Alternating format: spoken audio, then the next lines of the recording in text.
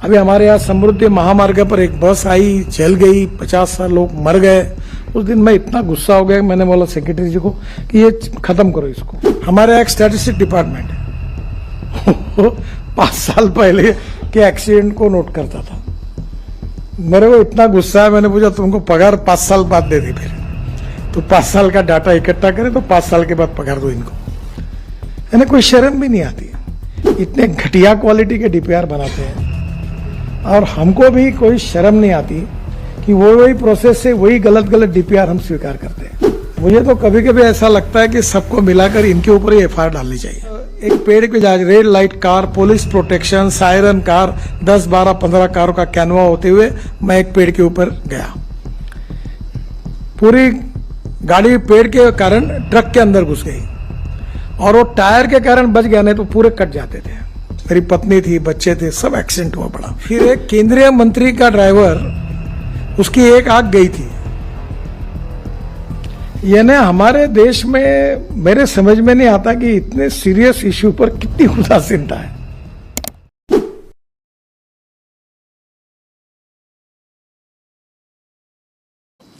और मैं ये मानता हूं कि इसको एक्सपोज करना चाहिए। मैं मंत्री होने के बाद मेरा बोलना शायद लोगों को लगेगा कि मैं क्यों बोल रहा हूं। ये जो डीपीआर बनाते हैं, इतने घटिया क्वालिटी के डीपीआर बनाते हैं और हमको भी कोई शर्म नहीं आती कि वही प्रोसेस से वही गलत डीपीआर हम स्वीकार करते हैं। ना उनके ऊपर कार्रवाई होती है। स्टेट गवर्नमेंट में भी यही होता है, सेंट्रल गवर्नमेंट में भी यही होता है और डीपीआर वालों को कभी जिम्मेदार पकड़ा नहीं जाता।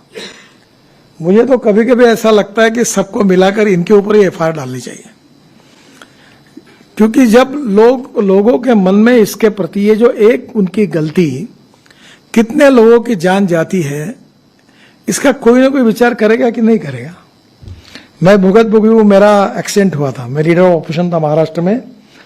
तब एक पेड़ पे जा, red light car, police protection, siren car, 10, 12, 15 कारों का कैनवा होते हुए मैं एक पेड़ के ऊपर गया।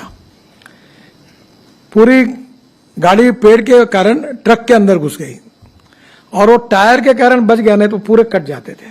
मेरी पत्नी थी, बच्चे थे, सब एक्सीडेंट हुआ पड़ा। कारण क्या? तो पेड़ रास्ते में आता है, उसको तोड़ने के लिए कलेक्टर को परमिशन मांगकर 3 साल हुए पर परमिशन नहीं मिली। फिर ड्राइवर को कैटरेक्ट निकला। फिर मैंने जब जांच की मेरे पीडब्ल्यू डिपार्टमेंट में, तो 40% ड्राइवर कैटरेक्ट वाले निकले। फिर एक मुख्यमंत्री का गाड़ी का ड्राइवर अनेक सालों से गाड़ी चला रहा था, वो अंधा निकला। फिर एक केंद्रीय मंत्री का ड्राइवर, उसकी एक आंख गई थी। यानी हमारे देश में मेरे समझ में नहीं आता कि इतने सीरियस इश्यू पर कितनी उदासीनता है। और ये मैंने बोलना लोगों के सामने मुझे अच्छा नहीं लगता और इसलिए स्वाभाविक रूप से फिर कैंप शुरू हुए कैटरेक्ट चेक करने के। टोल नाके पर कैटरेक्ट चेक किया, चश्मे देने की बात हुई। अब हमने ड्राइवर के लिए एसी कैबिन लाई। मुझे लगता है कि ये इशू शायद हमारी ये कमी होगी कि इसका जो महत्व है लोगों की जान बचाने का, शायद लोगों को समझाने में हम कम पड़े होंगे। और एक बात ये रिपोर्ट के कारण सिद्ध हुई है, तो मैं पीयूष को धन्यवाद दूंगा कि जो प्रॉब्लम्स है, जो समस्या है, जो ब्लैक स्पॉट्स है, उसको सुधारने के बाद, उसमें कुछ सुधार करने के बाद एक्सीडेंट में और डेथ में कमी आई है। तो इसका मतलब रोड इंजीनियरिंग और ऑटोमोबाइल इंजीनियरिंग में सुधार करने से कमी आ सकती है। अब ऑटोमोबाइल इंजीनियरिंग में तो बहुत सुधार हो गया। सब लोगों ने 6 एयरबैग लगाना भी शुरू कर दिया है। अभी स्टार रेटिंग भी हुआ है। तो नेचुरली ऑटोमोबाइल इंजीनियरिंग में जो रोड सेफ्टी के लिए और हमारे लोगों की जान सुरक्षा के लिए वो हो गया है और अगर कोई सुझाव आएगा तो करेंगे। ट्रक और बसेस में भी बस का कोड था। कोई भी हाथोड़ा लेके बस में बैठता था और रोड पर बस बॉडी बनाता था। 6 बार 7 बार मैंने उनको टाइम दिया।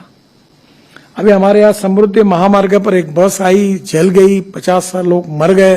उस दिन मैं इतना गुस्सा हो गया, मैंने बोला सेक्रेटरी जी को कि ये खत्म करो इसको। अब प्रॉब्लम यह है कि बसेस में जब अभी ये जो बड़े कंपनी ने बसेस बनाए, अभी मैंने एक स्लीपर कोच बस बेंगलोर में लॉन्च किया था। ये जो ग्लास दिखती है आपको बड़ी, इस प्रकार से वो पूरी ऐसी जो विंडो थी उसमें बड़ी ग्लास है और उसके बाजू में प्लास्टिक की हथौड़ा है। अगर बस गिर गई तो हथौड़े से वो तोड़कर वो बाहर आ सकते हैं। ये भी सुविधा ये अभी बस में नहीं थी। घटिया क्वालिटी कितनी बनाना, सस्ता बनाने के लिए, तो उसके कितने लोग मर रहे हैं। और इसलिए अभी हमने बस में भी और कार में पीछे से बेल्ट लगाने के बारे में नियम बनाया। आज सामने वाले बेल्ट के बारे में भी नियम बनाया। काफी लोगों की जान उसके अंदर बच जाती है। और इसलिए मेरा जो सुझाव है कि अब विशेष रूप से जो स्कूल के टीचर है, हेडमास्टर है, इन्होंने आगे आना चाहिए। उनके स्कूल में रोड सेफ्टी की प्रतिज्ञा लेनी चाहिए, बच्चों को पढ़ाना चाहिए, चाहे इसके कितने डेंजरस है, कैसे लाइफ जा रहे हैं, कितने नुकसान हो रहे हैं, इसके बारे में एक लोगों का एजुकेशन, प्रबोधन, प्रशिक्षण और उसके साथ फिर उसका ट्रेनिंग। तो ये जो जनरेशन तैयार होगी इसका बहुत फायदा होगा। मैं वर्ल्ड बैंक में बंडोपाध्याय जी भी है और पीयूष भी है, तो आप एक करिए कि ऐसे कोई टैलेंटेड लोग जो कार्टून फिल्म बनाते हैं, उस प्रकार के छोटे छोटे बच्चों को कंसंट्रेट करके ऐसी छोटी छोटी फिल्म, छोटे छोटे किताबें तैयार कर सकते क्या, इसके गेम्स बना सकते क्या। मुझे याद है हुंडई कंपनी ने, मैं और शाहरुख खान जी थे, उन्होंने एक ऐसा एक बुक निकाला था। तो ये कंपनियां स्पॉन्सर करेगी और ये इसके बारे में स्कूल में विशेष रूप से 10वीं के पहले तक, प्राथमिक और माध्यमिक, इन स्टूडेंट्स के लिए उनके आईक्यू के हिसाब से इफेक्टिव ट्रेनिंग और कोर्सेस, इसके बारे में हम लोग आगे आए।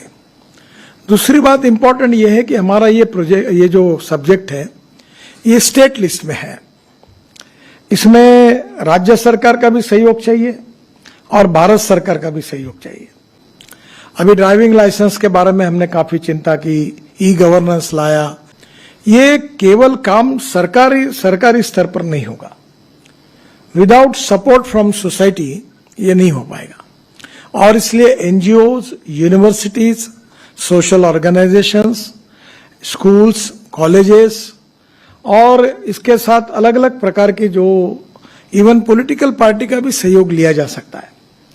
इसके जो प्रोग्राम्स होंगे वो भी करने में सरकार की तरफ से हम सहायता कर रहे हैं, पर मैं समाधानी नहीं हूं। हमारे एक स्टैटिस्टिक डिपार्टमेंट है, 5 साल पहले के एक्सीडेंट को नोट करता था। मेरे को इतना गुस्सा है, मैंने पूछा तुमको पगार 5 साल बाद दे दी, फिर तो 5 साल का डाटा इकट्ठा करें तो 5 साल के बाद पगार दो इनको। यानी कोई शर्म भी नहीं आती है। I am sorry to use this word. और इसलिए पहले मैंने कहा कि कुछ भी करोगे, एक्सीडेंट होने के बाद वहां का पीडी है, आरओ है, वो रजिस्टर करे और तुरंत 15 दिन में हमको पता हो जाए। और इमीडिएट कुछ ऐसे मेजर से जो वो कर सकते हैं कि भाई एक्सीडेंट हुआ तो तुरंत वो रोड की दुरुस्ती करें।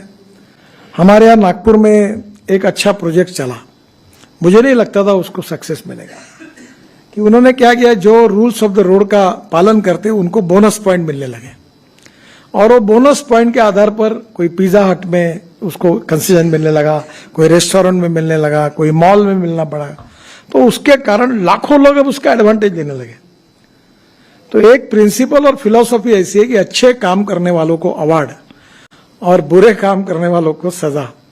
तो नेचुरली ये अवार्ड मिलने लगे, उसके कारण भी कानून के प्रति उसका पालन करना चाहिए। इसका एक अच्छा रिस्पांस मिला।